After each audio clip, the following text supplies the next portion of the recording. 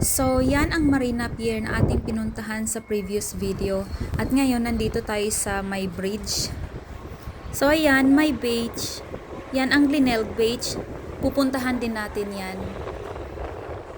Sa baba ng building na yan, ay may bar, gaming, and dining.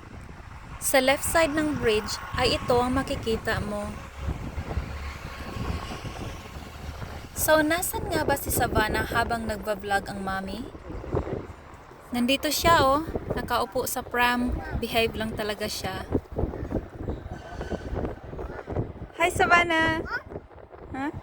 Punta na pala tayo ngayon sa Jetty Road.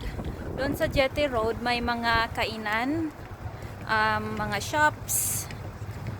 So doon tayo hahanap ng pagkain.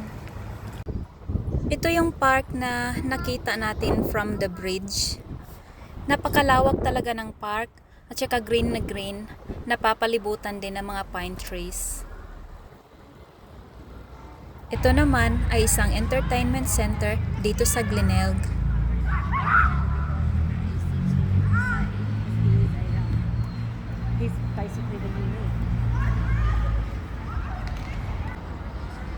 Ganito ang mga public bus dito sa South Australia.